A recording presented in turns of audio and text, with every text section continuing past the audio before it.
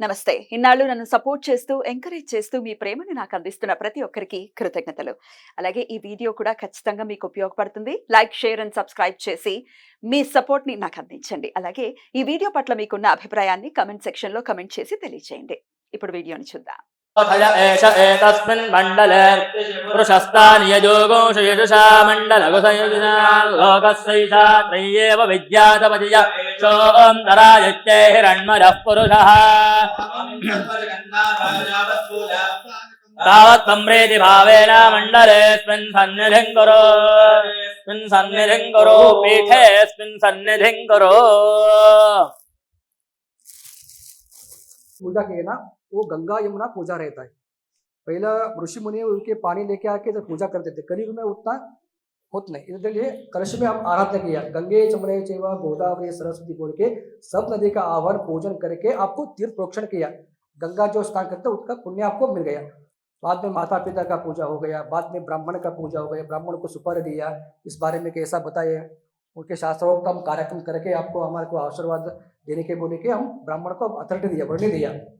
जो आप पीठ मांडा है इधर नवग्रह पीठ है, नवग्रह और दत्तमाला मंत्र के दत्त महाराज का पीठ है। सब कलशों को आह्वान पूजा अभिषेक करने के होने के बाद, दत्त महाराज का कलश स्थापना होने के बाद, अभिषेक पूजा होने के बाद इधर हवन होता है। हवन में आप जो कुंडल में जो दोष रहता है ना, इसके लिए हम नवग्रह शांति भी करते हैं। नवग्रह शांति और दत्तमाला मंत्र का पावरफुल मंत्र है।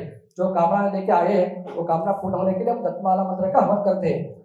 दत्तमाला का हवन और बाद में पूर्णाहुति, बलि, पूर्णाहुति, महामंगलारती, उत्तर पूजा आपको आशीर्वाद करते, सब करके आपको बाद में आपको आशीर्वाद देते। अवधूत चिंतन श्री गुरु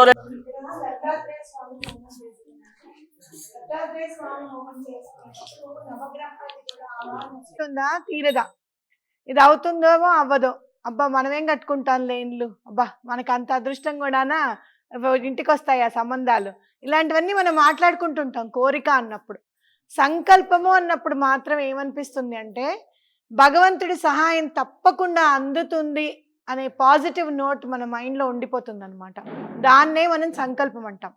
అలాంటి పాజిటివ్ వైబ్రేషన్ మనకి రావాలి అని అంటే అసలు మన గోత్రం ఏంటి? గోత్రము అని అంటే మన వంశ పారంపర్యంలో ఏ ఋషులు గోవులని రక్షించారు, ఆ ఋషి యొక్క ప్రధాన ఋషి యొక్క నామమే మన గోత్రనామం అవుతుందన్నమాట. ఆ వంశం అంటే బలానా ఋషి, ఇప్పుడు మాకు భారద్వాజ మహర్షి అనమాట.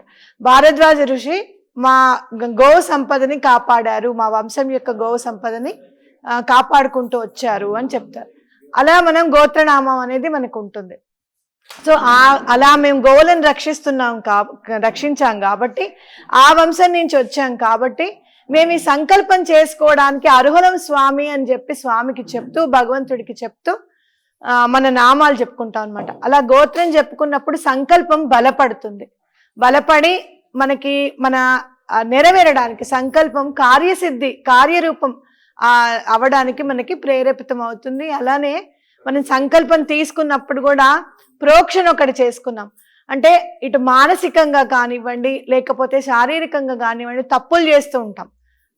ప్రధానంగా పూజ చేసుకున్నప్పుడు ఒక్కొక్కసారి ఓన్లీ బాడీ ప్రెజెంట్ ఉంటుంది, మైండ్ యాబ్సెంట్ ఉంటుంది. ఎక్కడో అయ్యో మా అమ్మాయిని పాలు ఫ్రిడ్జ్లో పెట్టమన్నాను, పెట్టిందో లేదో పాపం, ఈ పని చేయమన్నాను, వంట చేసుకుంటున్నారు, గ్యాస్ సరిగా ఆపారో లేదో, ఇవన్నీ టెన్షన్స్ ఉంటాయి అన్నమాట మనకి.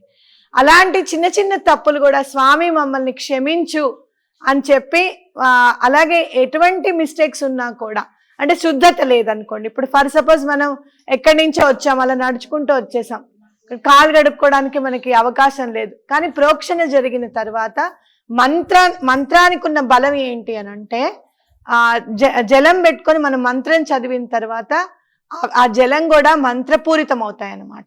ఆ మంత్రపూరితం అయినప్పుడు అవి మన తల మీద పడంగానే 2-3 చినుకులు పడేసరికి అలర్ట్ అయిపోతాం మనం, అవునా? అట్లా క్లెన్సింగ్ అవుతుంది అనమాట. కాబట్టి ఇదంతా కూడా ఇప్పుడు జరిగింది. మనం ఇప్పుడు హోమం చేసే ముందు ఆవాహన చేయడానికి, నవగ్రహాలని ఆవాహన చేయడానికి, అలాగే నవగ్రహాలు వచ్చినప్పుడు, ఇప్పుడు చాలా మంది, ఇప్పుడు మన సీఎం వచ్చారనుకోండి, పిఎం వచ్చారనుకోండి, కాన్వాయ్ ముందు వెళ్తూ ఉంటుందన్నమాట, వెనకాల సీఎం ఉంటారు. అట్లానే దత్తాత్రేయ స్వామి కానీ ఎవరైనా దేవుడు కానీ వచ్చే ముందు నవగ్రహాలని పిలవడం అనేది చాలా ఇంపార్టెంట్ అన్నమాట. ఎందుకు అని అంటే మన సృష్టి స్థితి లయాలకు అన్నిటికీ కూడా మూల కారణమైనవి గ్రహాలు. ఈవెన్ మన జాతక చక్రంలో కూడా గ్రహాలు చాలా ఇంపార్టెంట్ చేస్తాయి కాబట్టి, రోల్ ప్లే చేస్తాయి కాబట్టి, అలా ఏవైనా జాతక దోషాలు ఉంటే కూడా అవన్నీ కూడా క్లియర్ అవ్వడానికి మనం నవగ్రహాలని స్థాపన చేసుకుంటాం. అలాగే స్వామిని ఆవాహన చేయడానికి ఇప్పుడు మనము కరెక్ట్గా మనకు ఒక అంటే ఏమంటారు, స్వామిని పిలిచి కూర్చోబెట్టడానికి మనకు ఒక అర్హత లభించింది. ఎందుకంటే మానసికంగా క్లెన్స్ అయ్యాము, బలానా గోత్రానికి సంబంధించిన వాళ్ళమండి అని చెప్పుకున్నాము. అలాగే అన్నిటికంటే ముఖ్యమైనది సంకల్ప బలం అనేది పాజిటివ్ నోట్ మనకి ఏర్పడింది. కాబట్టి మనం స్వామిని ఇప్పుడు ఆవాహన చేసుకొని ఆయనకి డైరెక్ట్గా స్వామి రా భోంచెయ్యి అని మనం చెప్తూ ఉంటాము. చెప్పినప్పుడు లాస్ట్కి ప్రతిసారి ప్రతి మంత్రానికి స్వాహ అని చెప్పి అగ్నిభట్టారకుడు ద్వారా దత్తాత్రేయ స్వామికి మనం హవిస్సుని సమర్పిస్తున్నాం అన్నమాట. దేవతలకి డైరెక్ట్గా పిలిచి మనం అన్నం పెట్టలేం. ఎలా పెట్టాలి మరి వాళ్ళకి అని అంటే, మనకున్న ఒకే ఒక్క మాధ్యమము అగ్నిభట్టారకుడు.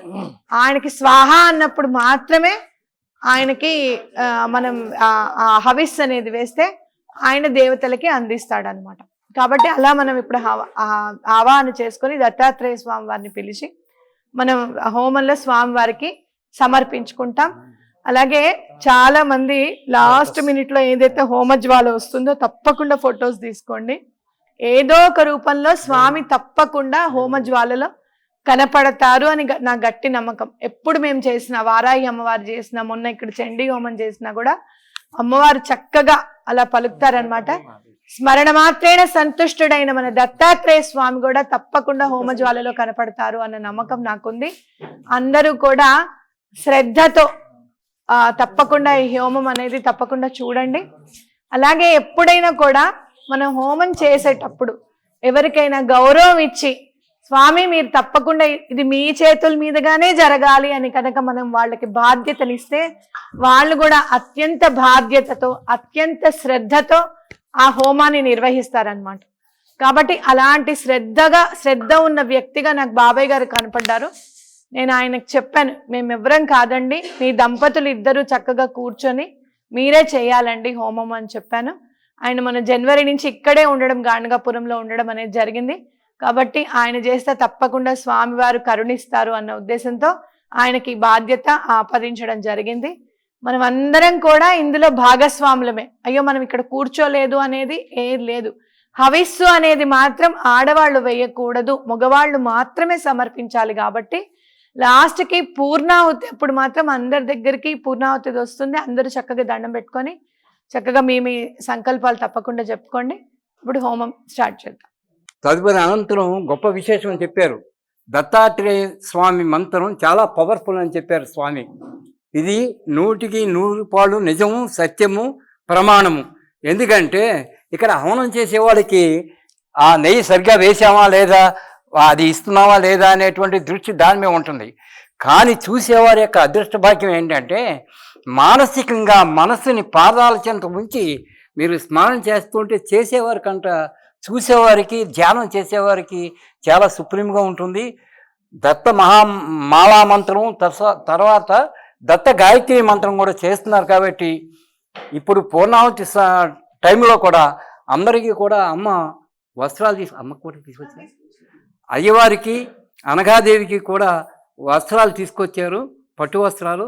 అవి చేతుల మీద సమర్పించుకొని ఈ పూర్ణాహుతి కార్యక్రమం జరుగుతుంది. కాబట్టి ఈవేళ మనం అందరికీ కూడా స్వామివారి అనుగ్రహం, వారి యొక్క పరిపూర్ణ యొక్క ఆశీస్సులు ఉన్నాయి. కాబట్టి చక్కగా ముందుగానే స్వామి వరుణదేవుడు వచ్చి ఈ గాణగాపుర క్షేత్రంలో శుద్ధి చేసి మనల్ని తన్నింపజేసి మరి ఈ కార్యక్రమానికి మీ అందరి తరఫున కూర్చోబెట్టి ఈవేళ ఇలాంటి యజ్ఞం చేయాలంటే లక్షల మీద అవుద్ది. స్వామివారి యొక్క ఆశీస్సులు అమ్మ హృదయంలో చేరి, ఇది మా ఈ శ్రవణ తల్లి ఏ షెడ్యూల్ వేసుకుందో తెలియదు, కానీ అన్నీ కూడా ఇక్కడ మౌనంగా ఉంది, చూస్తూ ఉంది. ఆటోమేటిక్గా వారి యొక్క ఆశీస్సులతో వారి యొక్క షెడ్యూల్ ప్రకారంగా నడుస్తుంది. మనం ఎక్కడికి వెళ్దాం అనుకున్నాం, ఏదో చేద్దాం అనుకున్నాం, కానీ స్వామివారు ఎప్పుడు ఎక్కడ ఎలా మనందరినీ మనసులను కూడగట్టి ఒక చోట కూర్చోబెట్టి దత్త స్మరణతోటి దత్త హోమం మొదలుపెట్టినప్పుడు ఎవ్వరూ కూడా ఏమీ మాట్లాడొద్దు, మనసుని ఎక్కడా లేకుండా స్వామివారి పాదాల మీద మనం మనసు లగ్నం చేసి, ఇంకోటి ఏంటంటే అమర్జా భీమానది సంగమ తీరాన్ని శ్రీవారి యొక్క గురుపాద సన్నిధిలో మనం చేసుకుంటున్నాం. వీరు శ్రీపాద శర్మ గారు, కులకర్ణి గారు, వీరు కూడా ఆ గుళ్ళో స్వామివారి యొక్క పాదుకొని స్మరించినటువంటి అమృత హస్తాలు అవి. అటువంటి మహనీయులతో చరిస్తే లోపల ఈ తల్లి వారు అల్లుడి గారు వాళ్ళందరూ కూడా మొన్న లాస్ట్ చండీ హోమం చేస్తే శంకరుడు వచ్చాడు, గణేశుడు వచ్చాడు, తర్వాత లక్ష్మీ అమ్మవారు ఇప్పటిదాకా రాలేదు. ఈ లక్ష్మి వచ్చిన తర్వాత అసలు లక్ష్మి ఏదైతే వచ్చిందో ఆ ధనలక్ష్మి వచ్చి ఈ పద్మాసనం మీద కూర్చున్నారు. అమ్మవారి దగ్గరికి అమ్మకు కూడా నేను ఫార్వర్డ్ చేశాను. గత నెలలో జరిగింది. రేపు 31వ తారీఖున మటుకి సంవత్సరం పూర్తవుతుందమ్మా. స్వామి ఏం ప్రవేశపెట్టారో వారిలో దత్తహోమం చేయకుండా పరిపూర్ణం అవదేమోనని ఆయన హోమం ఆయనకే చేయించుకుంటున్నారు. చాలా సంతోషం, ఉదాహం. అంచేత వీరు దంపతులు చిరకాలం వారి భక్తి రెడ్ భక్తి టీవీ దినదిన ప్రవర్ధమానమై కొన్ని వేల మంది, లక్షల మంది, కోట్ల మందికి ఆదర్శమై వారందరూ కూడా గానుగాపుర క్షేత్ర దర్శనం చేసుకుని తరించాలని మీరందరూ కూడా ఈ యొక్క ఆధిపత్యం ఇచ్చి స్వామివారి యొక్క ఈ యొక్క కార్యక్రమంలో నన్ను కృతకృత్యులు చేసినందుకు మీ అందరికీ కూడా నేను కృతజ్ఞాభివందనలు తెలియజేస్తూ స్వామివారి యొక్క పాదాలకు శిరస్సు నుంచి ప్రణామం అంజలిస్తున్నాను. కొంచెం ఉన్నా కూడా అది ముందుకి జరగలేదన్నమాట. ఎన్ని రోజుల నుంచో అనుకుంటున్నాను చెయ్యాలి అని. ఈవెన్ అనగాష్టమి వ్రతం చేయించగలిగాను, కానీ దత్తాత్రేయ స్వామి హోమం మాత్రం స్పెషల్గా నేను చేయించలేకపోయాను. అంటే స్వామి నువ్వు అనుగ్రహం ఇంకా ఇవ్వలేదా అని అనుకున్నప్పుడు నాకు అప్పుడు అనిపించింది ఇక్కడ అక్కడ చెయ్యాలని, ఏంటి గాణగాపురంలో చెయ్యాలి అసలు స్వామి దత్తాత్రేయ స్వామి హోమము, ఇక్కడ కాదు అని అనుకున్న తర్వాత కూడా మధ్యలో 4 months గ్యాప్ వచ్చిందనమాట. అనుకుని కూడా చేయలేకపోయాం. లేదు ఇప్పుడు నాకు కుదరదండి, ఇప్పుడు రావడం కుదరదు అని అన్నారు చేసేవాళ్ళు. అవునా అలాగా అని అనుకోవడము. లాస్ట్ మంత్ పద్మిని అక్క మీరు వేయండి అక్క ట్రిప్, తప్పకుండా మీరు వేస్తే బాగుంటుంది అని తను చెప్పడం. అవును అని చెప్పి ట్రిప్లో ఉన్నప్పుడు తప్పకుండా దత్తాత్రేయ స్వామి హోమం ఎటువంటి పరిస్థితుల్లోనూ చేయించాలనే సంకల్పం రావడం, ఆ సంకల్పానికి స్వామి ఆశీస్సులు తోడవడం. అంటే ఏంటంటే ఇక్కడ ఉన్న ప్రతి ఒక్కళ్ళ ప్రెజెన్స్ నీడెడ్ అనమాట ఆ స్వామి హోమం జరగడానికి. కాబట్టి ఆ స్వామి హోమం చేయాలనే సంకల్పం, అది యాత్ర చేయాలనే సంకల్పం కూడా యాడ్ అయ్యి మీ అందరూ ఇవాళ ఇక్కడ ఉండడం జరిగింది. తప్పకుండా దత్తాత్రేయ స్వామి మంత్రం చెప్తూ ఉంటారు, తప్పకుండా వీలైతే కనుక మీరు కూడా స్మరించండి. లేదు అనుకుంటే కనుక దిగంబర అనన్నా అనుకుంటూ ఉండండి. మనకి శ్రీ వాసుదేవానంద సరస్వతి గారు మనకిచ్చిన మంత్రం దిగంబర శ్రీపాద వల్లభ దిగంబర శ్రీ దత్తాత్రేయ దిగంబర, అలాగే నృసింహ సరస్వతి దిగంబర అని కూడా అనుకోవచ్చు. తప్పకుండా ఆ మంత్రం అనుకుంటూ మీరు ఉండండి. చక్కగా ఆద్యంతం ఇంకా దాని మీదే పెట్టండి దృష్టి. మనకి టైం అయిపోతుంది, మనకి భిక్షావందనం అయిపోతుంది, ఇవన్నీ ఏమొద్దు. భిక్షావందనం తప్పకుండా టైం టు టైం జరుగుతుంది. తప్పకుండా మనం ఆ టైంకి అందివ్వగలుగుతాం. స్వామి వచ్చి తీసుకుంటారు. ఇప్పుడు మీరు గమనించారో లేదో, ఒక 3-4 ముస్లిం ఆయన వచ్చారు. ఆయనకు మంత్రాలు వింటే ఇటు రావాలనిపించిందిట. అసలు ఏం జరుగుతోంది ఇక్కడ అని వచ్చి ఆయన ఈచ్ అండ్ ఎవ్రీథింగ్ అడిగారు. నేను లేచి అందుకే వెళ్ళాను. ఏంటి అని అంటే అప్పటికే ఆయనకి ఇన్ఫర్మేషన్ అంతా తీసుకున్నారు. ఏం జరుగుతోంది, ఎవరు వచ్చారు, ఇంతమంది ఎక్కడి నుంచి వచ్చారు, మీరందరూ రిలేటివ్సా లేకపోతే అంటే మేము అంతా ఎక్స్ప్లెయిన్ చేసుకుంటూ వచ్చారు. మా వారు ఇట్లా యాత్ర ఉంది, ఇట్లా రెట్టివి భక్తి నుంచి వచ్చారని. అంటే భగవంతుడే వచ్చాడు అని నా నమ్మకం అనమాట. అట్లా ఆయన రావాల్సిన అవసరం ఏముంది, ఎన్నో గుళ్ళల్లో ఎన్నో మంత్రాలు వినపడుతూ ఉంటాయి. ప్రత్యేకంగా ఇక్కడ వచ్చారు అని అంటే ఏం జరుగుతోంది అని స్వామి నోట్ చేసుకొని వెళ్ళారు అనేది